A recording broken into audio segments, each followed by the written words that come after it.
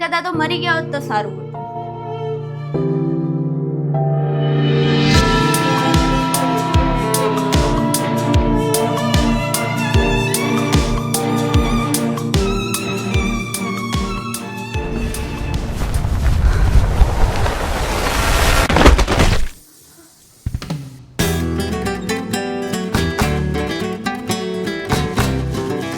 આવી ગયા તમે?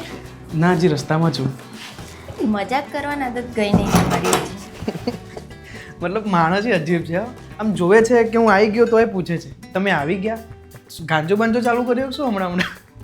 અમારે શું રોજ પૂછવાની ટેવ હોય એટલે અમે પૂછીએ.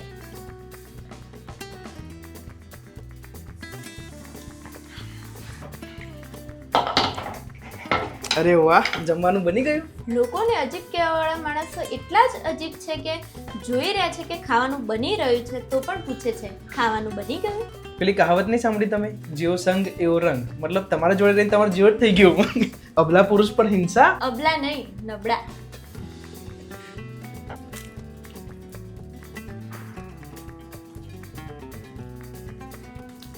આપણા નવા ઘરનું કામ કેટલું પહોંચ્યું? 2 મહિનામાં ઘર મળી જશે. હપ્તા પણ ચાલુ થઈ જાય 2 મહિના. હપ્તો કેટલાનો કર્યો? જમી લે મારી માં, જમીન કહું શાંતિ દો.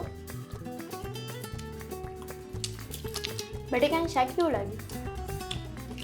કારેલા જેવું. નાનપણથી મને બટાકા મારા ફેવરેટ છે.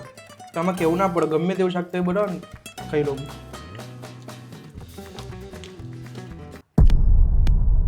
મેં મારી જિંદગીમાં નશો નથી કર્યો, પણ જે દુઃખ આવી પડ્યું છે એને ઓછું કરવા આના સિવાય કોઈ જ રસ્તો નથી.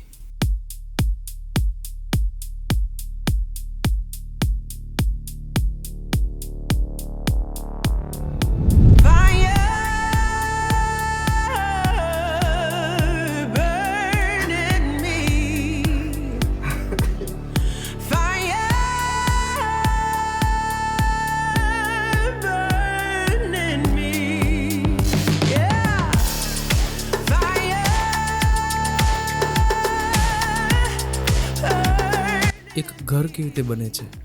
ઈટ પથ્થરની ઊભી કરેલી 4 દિવાલોથી? જરાય નહીં. પ્રેમપૂર્વકના સંબંધોથી, હળીમળીને રહેવાથી, પોતાના સગા સંબંધીઓને ખુશ રાખવાથી અને એમની બધી વાત માનવાથી. માધર.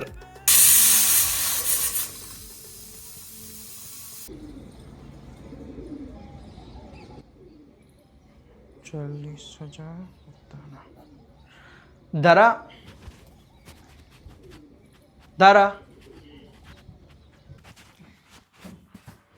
બોલો. ચાલો તો મસ્ત હિસાબ આપી દઉં તમને.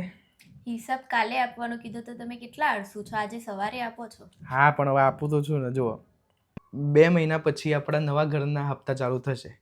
તો ગાડીનો હપ્તો છે 10,000, ઘરનો હપ્તો 20,000, એટલે 30,000 થયા.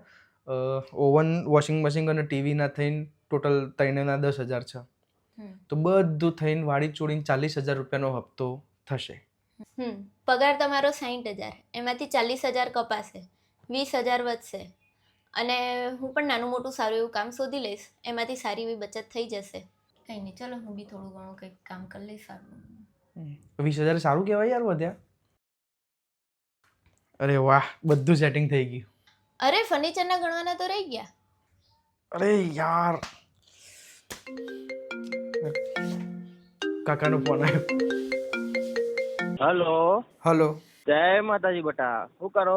હા કાકા, જય માતાજી. તબિયત કેવી છે બેટા? બસ બસ, સરસ સરસ. તમે કહો. બસ મજા મજા. તું કે તારા મકાનનું કે કામ કેટલે પહોંચ્યું? બસ 2 મહિનામાં રહેવા જતા રહીશું. સરસ સરસ, ખૂબ આગળ વધો. તે મારી વાત માનીને તે આટલો આગળ વધ્યો. ગાડી લઈ લીધી, મકાન લઈ લીધું, બધું લઈ લીધું. હવે સારું ફર્નિચર કરાવી નાખો. અને હવે આગળ 2 ના 3 ક્યારે થવાનું છે, વિચાર કર્યો કે નહીં કઈ? કાકા, મારે જોબ જવા નીકળવું છે, તો હું કાલ શાંતિથી ફોન કરું. હા હા, જય માતાજી.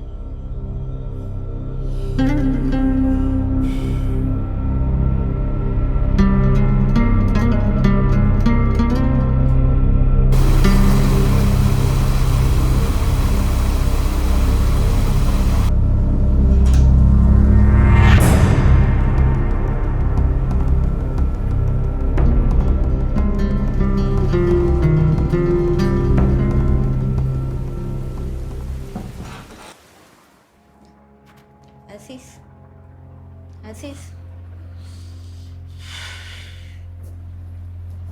શું થયું?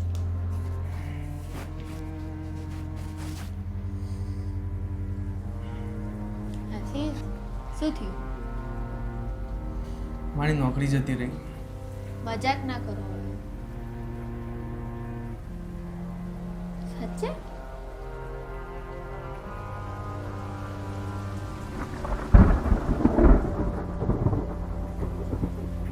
બીજી શોધી લેવાની હવે. હપ્તો કેમનો ભરીશું? 70,000 રૂપિયા એક મહિનાના. તમે ટેન્શન ના લો, બીજી નોકરી મળી જશે. હું પણ શોધું જ છું, હપ્તા ભરાઈ જશે. બીજી શોધી લેવાની. આજ એક માંડ મળી હતી, બધી અલગ અલગ શોધ્યા પછી. તમે જમી લો, કંઈક વિચારીશું આપણે. ફર્નિચર સાથે ગણીને 70,000 રૂપિયા થાય છે મહિનાના. ખબર નહીં કેમ ભરીશું હવે.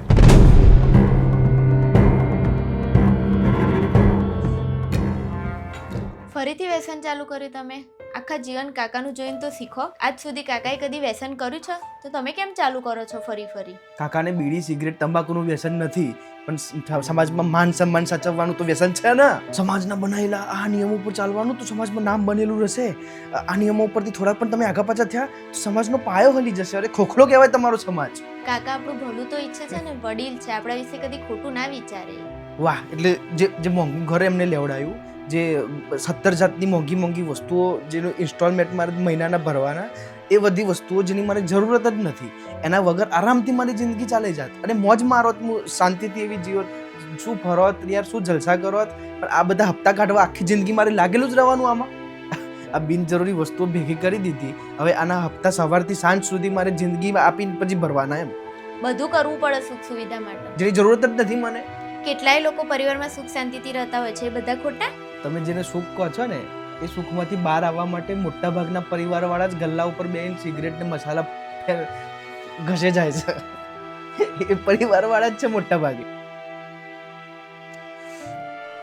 અરે ઈમાનદારીથી જોતો ખરી કે જેને તમે સુખ સમજો છો. આજે જ જોબ ઉપર કાકીનો ફોન આવ્યો હતો કે બેટા બેબી પ્લાનનું શું છે. શું કહું હવે એમને? અરે આ કાકા આશીષ, આશીષ,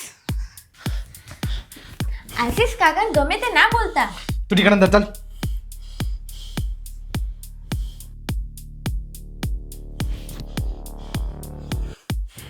હેલો કાકા, તમારી ઉંમર કેટલી થઈ કાકા? મારે 55. તો સમાજમાં તમારે બીજું કોઈ કામ ધંધો જ નહીં?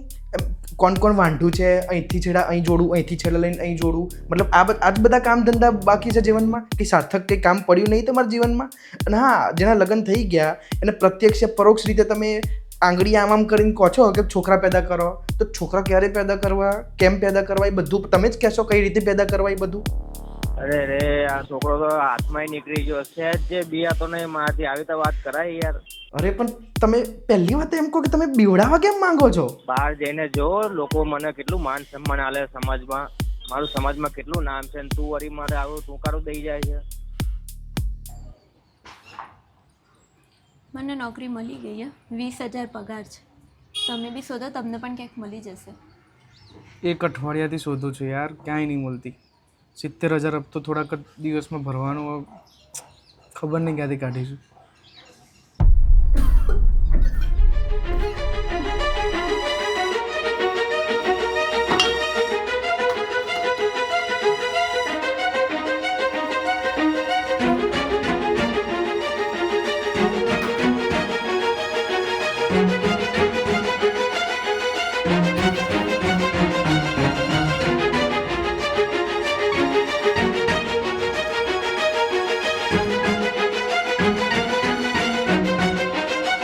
હવે ઉઠ્યા એવું જ ચાલુ કરી દીધું સવાર સવારમાં.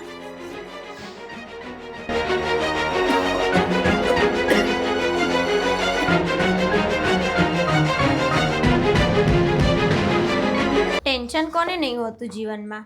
બધા કામ ધંધો છોડીને નશો કરવા બેસી જાય છે. 1 મહિનો થયો નોકરી છોડી. જિંદગીમાં હારી જવાનું થોડી હોય, બેસી ગયા છો તે નશો કરવા. અને એક બાજુમાં તમારા કાકા આખા ગામમાં નામ વગોવે છે, કહે છે કે આ છોકરાને મેં મોટો કર્યો મારા હિસાબથી, અને મોટો થયો એટલે હવે મારું જ નથી માનતા એમ કહે છે. આખા કુટુંબમાં હવે તમને કોઈ બોલાવે જ નહીં એવું કાકા ઘેર ઘેર જઈને બધાને કહે છે.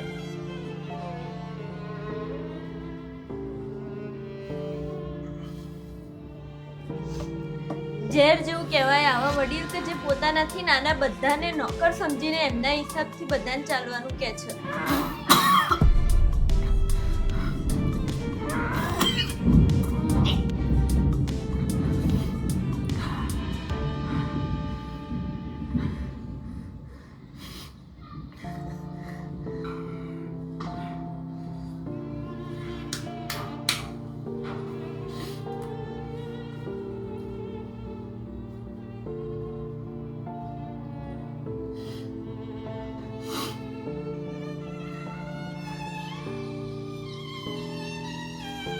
આટલી ઉધરસ થઈ જતો હોય તમે સુધારવા માંગતા નથી અને કદાચ તો મરી ગયા હોત તો સારું હતું.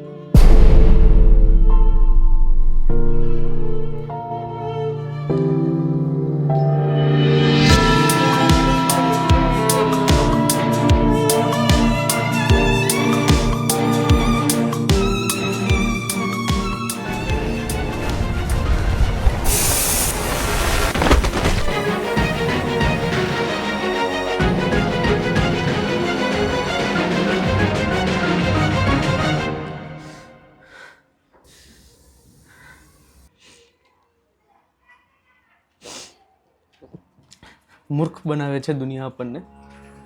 શું કહે છે? આ ઘર લઈ લો, તમારા ખુશીઓની ચાવી. અચ્છા, ઘરના હપ્તા કાઢવા મુશ્કેલ પડશે? એક મસ્ત નોકરી લઈ લો, જેનાથી છે ને આખી જિંદગી ડરેલા રહેજો કે આ નોકરી ગઈ તો ઘરના હપ્તા કેવી રીતે ભરી શકશો. અચ્છા, નોકરી મળી ગઈ ઓ તો ઘરથી નોકરીથી ઘર સુધી ગાડી જોઈશે ને એક મસ્ત લઈ લેજો. અને હા, ગાડી લો છો પોતાના પાડોશી કરતાં સારી લેજો. આ મોંઘી ગાડીઓ, આ લક્ઝુરિયસ ઘર, હજાર જાતના મોંઘા શોખ, અને વગર જ માણસ ખુશ હતું યાર. પણ આ માત્ર સાલી દુનિયા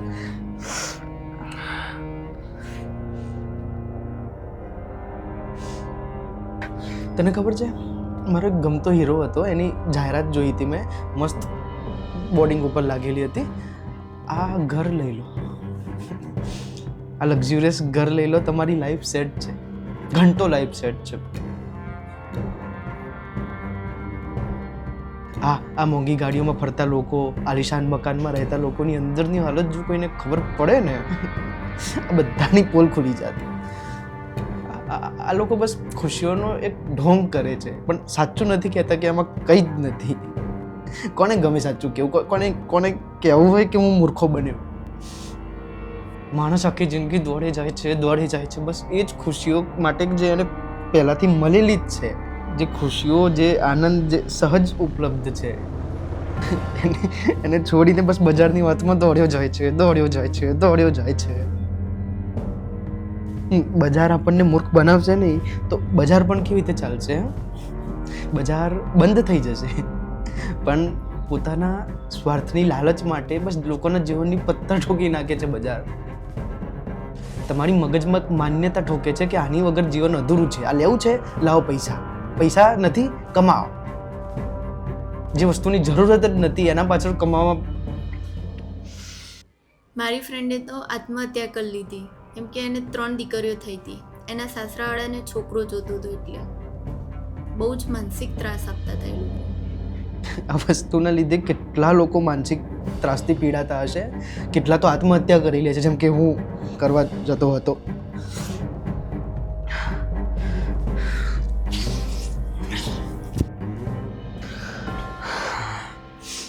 બચી ગયો. આત્મહત્યા શરીરની કરવી એ કાયરતાની સાથે મૂર્ખતા પણ છે. એક વર્ષમાં 7 લાખ કરતાં પણ વધારે લોકો આત્મહત્યા કરે છે. કારણ ફક્ત એક જ, માનસિક ત્રાસ.